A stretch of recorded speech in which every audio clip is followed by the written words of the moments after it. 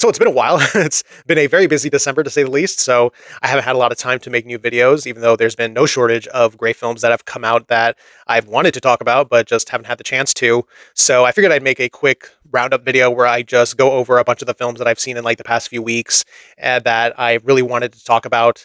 And let's just get right to it.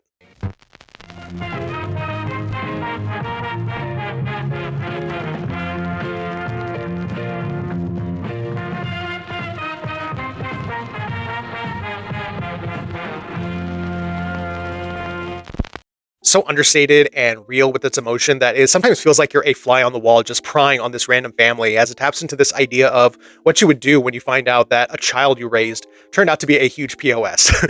Jane Levy and David Strathairn are both tremendous in this. It's truly the definition of a hidden gem. Not a lot of people have seen this one, but it's definitely one worth checking out. This is a very sweet film, a very moving film about pressures, about expectations, about the weight of having to carry on and do your best on the day to day. It also has maybe one of the funniest gags I've seen in a movie all year. It's truly the kind of film that feels like it's deepening your soul. I honestly cannot wait to see what else Hikari does next. An intimate film with an almost cosmic scope, following the heights and sorrows of one man's life, and it's absolutely mesmerizing and haunting and humbling in the sense that you get to see just how much the world can change in the blink of an eye. And this is visually sumptuous. I wish I got to see this in theaters, but it's amazing work all around. I really enjoyed this one. As of making this video, I have not seen The Testament of Anne Lee yet, but until then, this is my favorite musical of the year so far, and it's like not even close. The filmmaking evokes old Hollywood in a way that feels so classical yet modern, in the way that it brings so much depth and meaning into the choreography of each sequence, and just speaking to what the characters are going through. And it's so tender yet delightful all around. This was a real pleasant surprise. Kelly Reichardt brings her sensibilities to the heist genre, and it's about as meditative and patient and character-driven as that would imply. It's a great character piece with Josh O'Connor doing incredible work. He will be mentioned again later in this video. It's the kind of film that lets each moment really sit heavily with you, and I really love the ending. Jafar Panahi does it again, delivering yet another incredible piece of filmmaking that calls out the injustices of the Iranian government and how it affects countless people and how those traumas can create this ripple effect throughout these people's lives. And despite the heaviness, it has a great sense of humor still, and it really lived in quality that really feels like you're there with the characters. And this is another film that has like one of the standout endings of any film I've seen this year. One of the most heartbreaking features I've seen this year. It's a very powerful semi-autobiographical work from Akintola Davies Jr.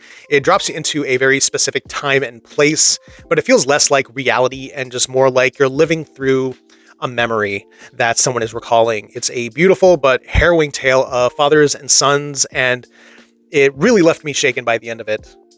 Easily my favorite out of all the Knives Out films. I think it takes the best elements of the previous two films and packages them into a very nuanced and engrossing exploration of faith with the good, the bad, and the ugly that can come from it. It's a great mystery, and it's still very clever and funny, and Josh O'Connor is really a perfect sidekick to Daniel Craig's Benoit Blanc, while still remaining a strong character on his own terms. I've really loved this movie just more and more as time has passed.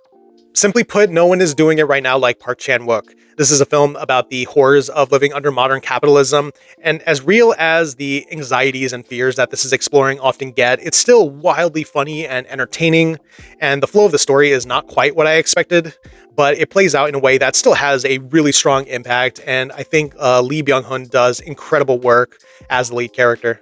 Chloe Zhao's latest might also be her very best. It's been a couple weeks since I saw this, and there are still moments and images from this movie that are just burned into my brain. I even left the theater with a headache because I was just so emotionally overwhelmed by it all. There are stunning performances all around, and it's a really wonderful look at how our experiences can deepen our relationship with art. So that was 10 films I've seen recently that I think are very much worth your time. There are some that are not out yet, so I'll be sure to put like the release dates on the screen somewhere for those films. And there are more films that I've seen actually, but I think I'll save that for a part 2 that I'll post next week once I've seen even more films, because I'm still playing catch up. But yeah, thank you so much for watching the video. If you've seen any of these films, then feel free to let me know what you thought of them in the comments.